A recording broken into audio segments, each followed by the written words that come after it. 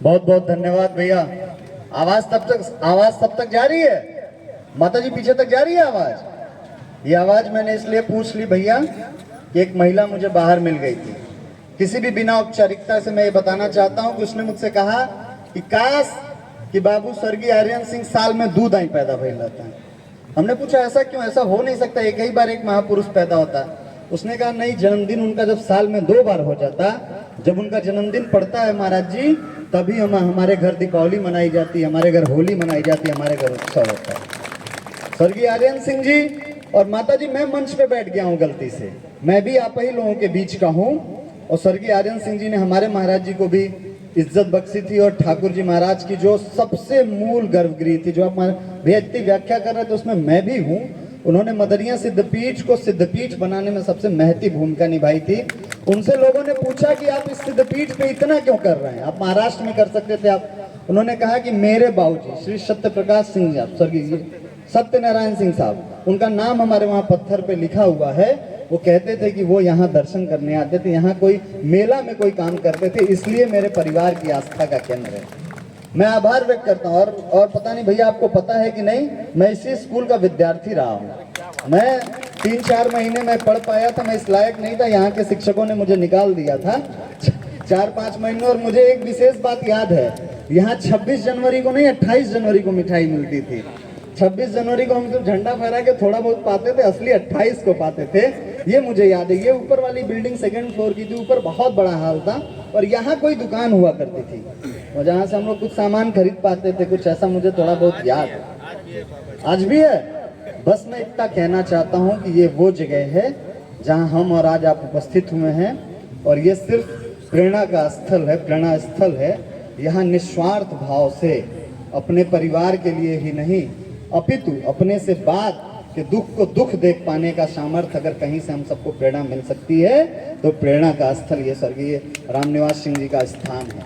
और यहाँ ये संकल्प हजारों सालों से नहीं, अपितु मुझे लगता है कि अरबों सालों से जो लोग कर रहे होंगे वो न कर पाए होंगे, जो 5 साल 10 साल 20 साल में यहाँ हो रहा है।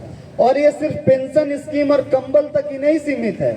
मैंने तो यहाँ तक सुना है कि जिनको आवास नहीं होता है, आप उनको छत देते हैं, और वो छत नहीं है भैया, वो उनके परिवार के लिए इज्जत है। जिसकी बहन बेटी सुरक्षित हो जाती होगी इस छत के नीचे इस कड़ाके के ठंड में, तो आप लोग जो कर रहे हैं वो किसी अवतार से कम नहीं है। और मैं अवतार सिर्फ इसलिए नहीं कह रहा हूँ कि मैं आपकी प्रशंसा में कहने आया हूँ, इसलिए भी कह रहा हूँ कि निस्वार्थ या तो भगवान देता है, या माँ देती है, या स्वर्गीय आर्यन सिंह जी का परिवार निस्वार्थ देता है। यहाँ देने वाले तो बहुत लोग हैं, देते हैं, लेकिन उसके बदले कुछ इच्छा रखते हैं। मैंने आज तक यहाँ, मैंने एक बार कहा कि भैया आप लोग राजनीति में आएंगे क्या? उन्होंने कहा बाबूजी कहते थे जो करना है मुंबई करेंगे। यहाँ मुंबई से जो कमा के आए हैं वो लुटाने आते हैं महाराज जी, यहाँ लुटा देते हैं, बस इतना ही जानते हैं। मैंने उनसे एक बार और पूछा था कि ऐसा क्या कारण है कि आप यहाँ इसलिए, तो उन्होंने कहा भगवान राम की एक कहानी सुनाई थी। संतोष भैया ये महत्वपूर्ण है। भगवान राम जब वनवास को जा रहे थे तो उन्होंने अपने साथ अयोध्या की कोई कीमती वस्तु नहीं रखी, सिर्फ अपने साथ बाहर निकलते समय जब वो अयोध्या की परिधि लांघने वाले थे, उसी समय वहां की थोड़ी मिट्टी उठाई और उस मिट्टी को अपनी पोटली में रख लिया। और 14 वर्ष तक वो किसी और देवी देवता की पूजा नहीं करते थे, या तो आपकी तरह अपने पिता को याद करके भावुक होते थे, या तो उस मिट्टी की पूजा करते थे। और जब वो पहली बार राम सखी रामनिवास रूपी अयोध्या में जब आए तो सबसे पहले किसी और को प्रणाम नहीं किया, अपनी माटी को प्रणाम किया। स्वर्गीय आर्यन सिंह जी का भी यही संकल्प था कि हम मुंबई में चाहे जो हो जाए, यहाँ वो सबसे इतने सहज रूप में मिलते थे कि लगता ही नहीं था कि ये वो उद्योगपति हैं जिनको महाराष्ट्र सरकार अपने में मिलाना चाहती है।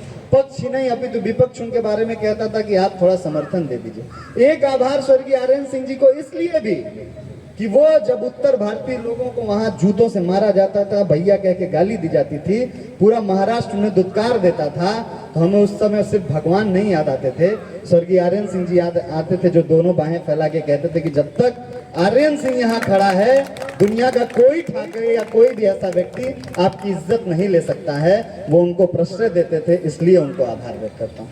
जब हमको लोग लूटा पीटा समझते थे, हमको जब कीमती नहीं समझते थे, उस समय स्वर्गीय आर्यन सिंह भरौली से उठते हैं और मुंबई की सरजमी पे जाते हैं और उत्तर भारतीय संघ का जब झंडा गाड़ते हैं, तब हमें लगता है कि हमारे घर का कोई व्यक्ति है जिसमें इतना पुरुषार्थ है कि वो जब हमें इज्जत देगा तो ऐसी इज्जत देगा। इसलिए उनको आभार, इसलिए उनको आभार उन गरीब महिलाओं की तरफ से, उन सामान्य लोगों की तरफ से जिनको जब सरकारों ने नहीं पूछा, उनके परिवार के लोगों ने निकाल दिया।